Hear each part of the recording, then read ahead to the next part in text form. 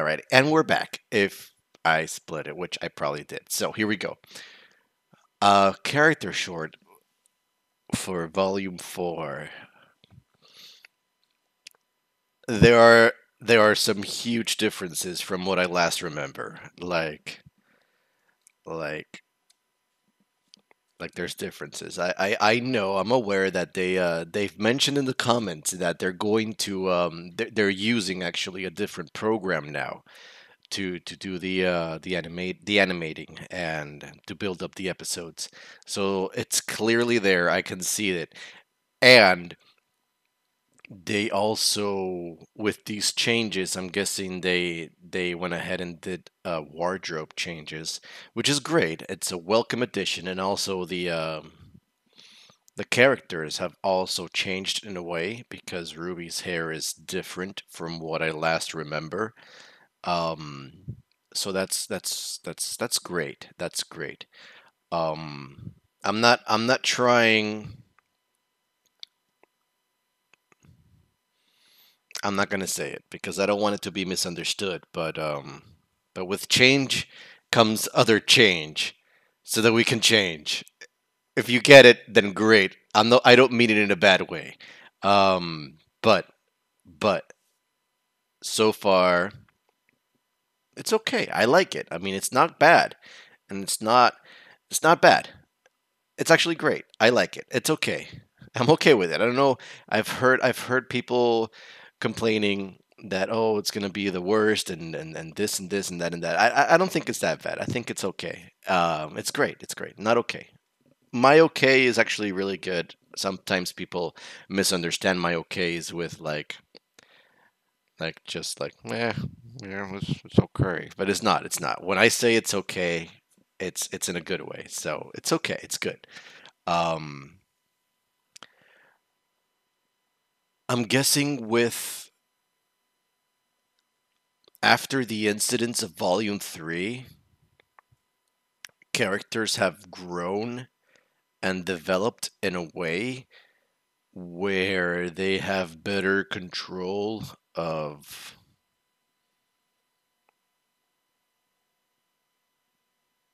their skills, in particular their semblances, because Ruby was using her semblance almost all the time and in ways that we haven't seen before. Like she's just whirling around and doing whatever. I don't know if it's more for the artistic touch that this was done this way, but it for me it speaks like she has much more control over her semblance, and she's able to just whip and whoosh all over the place and go up and go sideways and sustain herself. Whereas before, the previous Ruby that we remember was more dependent. At least for some reason this video reminded me a lot of the Red trailer.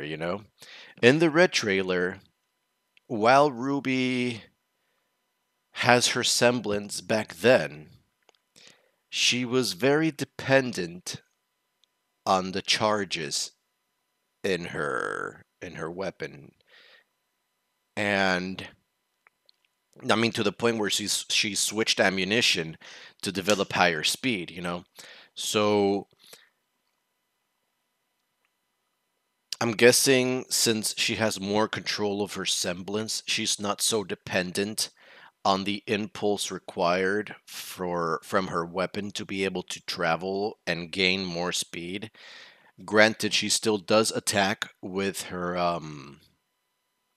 with the I guess a proper name that I'm gonna come up with would be the shot slice. When she places the scythe down and she uses the recoil of a shot to slice. So shot slice. um, so she still has her dependency on that for particular. Maybe she can't semblance when she has. I don't know. I don't know.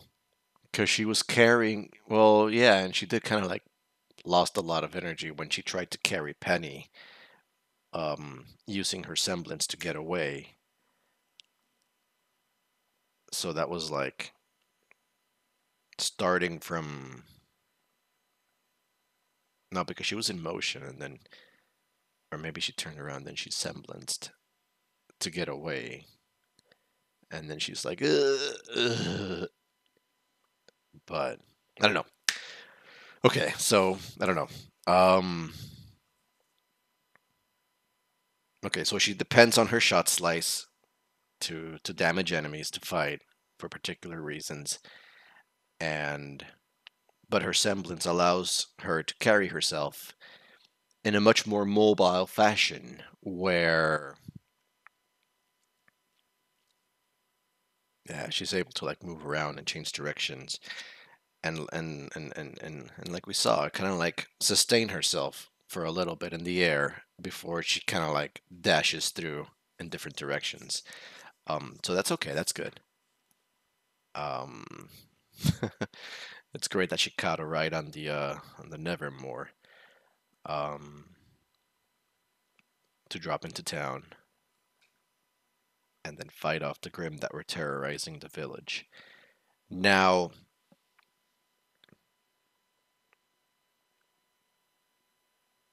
it was different, a little bit odd that there was a Grimm throwing bricks. Now, I don't think I've ever up until this point seen Grimm use weapons. Is mostly themselves, you know. But who knows? Maybe they're evolving too, and they use weapons by throwing bricks. And there was a new Grimm, which was similar characteristics to a gorilla that I don't think we've seen before. So things are also evolving in the enemy side, I guess you can call it. But where am I going with this? I'm just pointing out things that I'm noticing, I guess.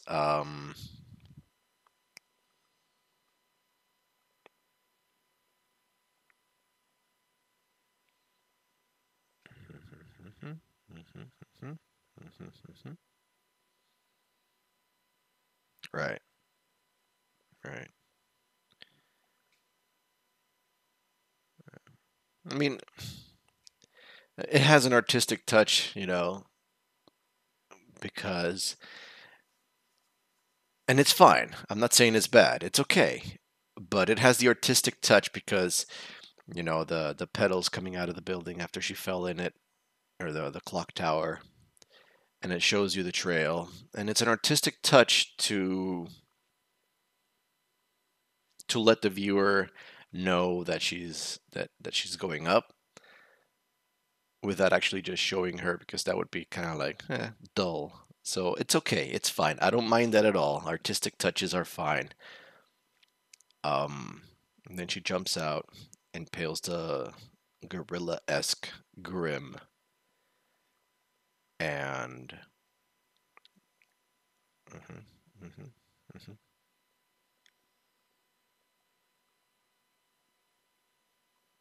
No, I'm just repeating what we saw. Um,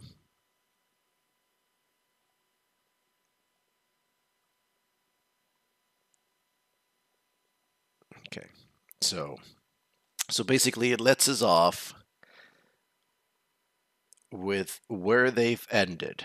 Now, between them leaving Ruby's house back in Volume 3, and now, clearly, some things have happened. There was a change in wardrobe, you know, time to grow hair differently. So there has been some time. How long? I'm not exactly sure. If I were to speculate, probably 3 months, 4 months, half a year, maybe,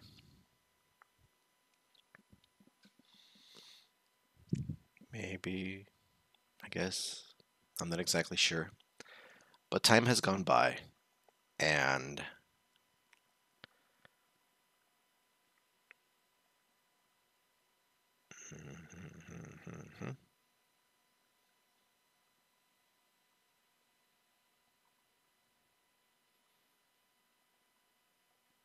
What would you call them? I mean, it's not Team Ruby anymore because you're missing Blake, Wise, and Yang.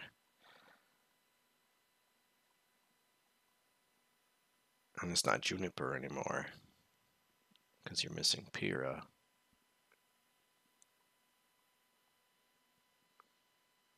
So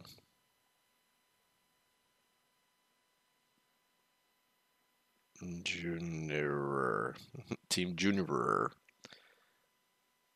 um, is up to where was it that they were going? I kind of forgot. Hold on.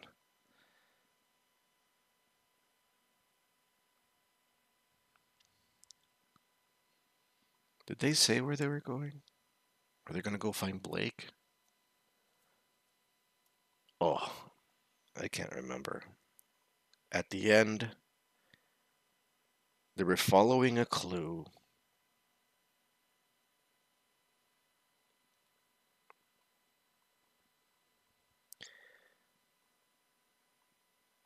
Um, can't remember. They were following a clue. Oh man, it's failed me right now. Hold on, let me replay the scene here really quick. Ruby walks out the door, closes the door, starts walking, meets up with them.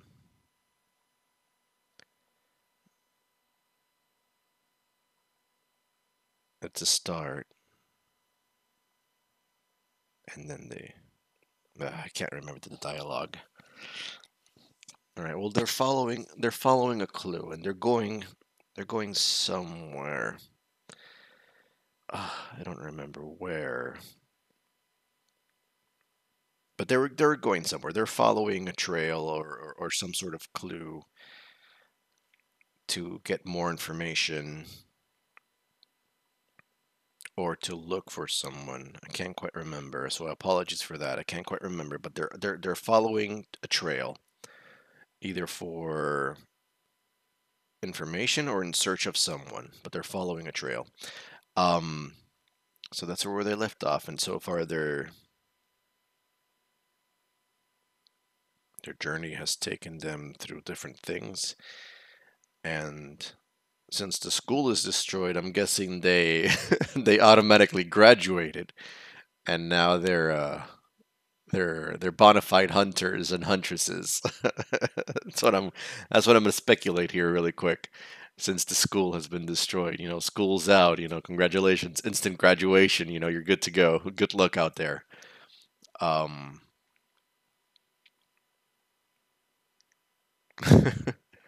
but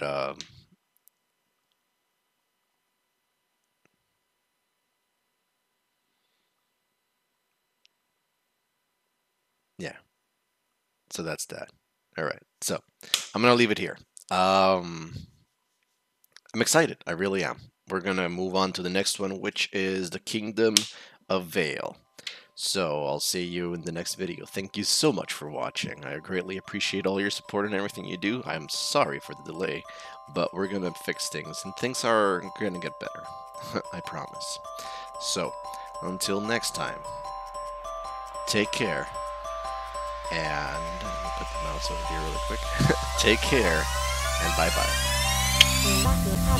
Horning, and I immediately, as soon as I clicked that button, I immediately remembered, hey, you didn't talk about Yang.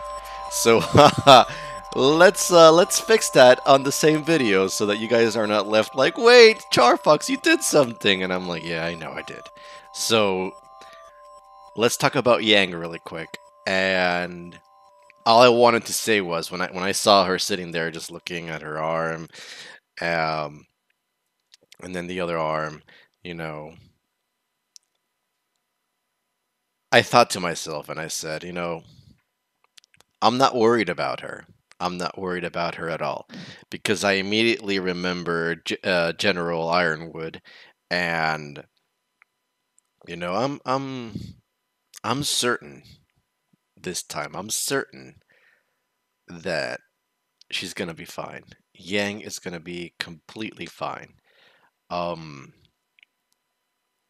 Granted, clearly she has some issues that she's dealing with because of her, sitting there, kind of like looking at her good arm, and so maybe the biggest obstacle that I think Yang is gonna face is just going to be the the mental scarring of what happened.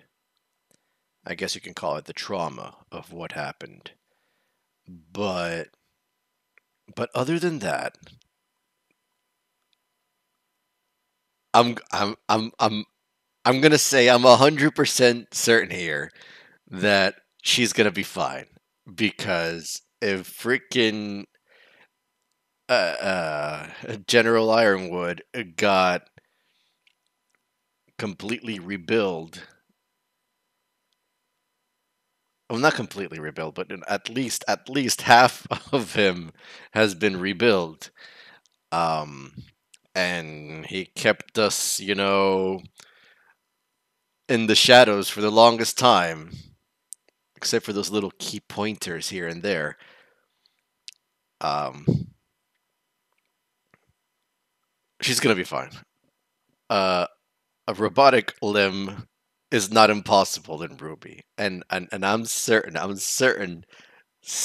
actually excited to the point where I can't wait because I know it that she's gonna get a robotic limb, and that is going to, I guess, in a way, upgrade her abilities. And I'm excited to see what comes down the pipeline. I am. So that's why I was like, that scene with Yang. I'm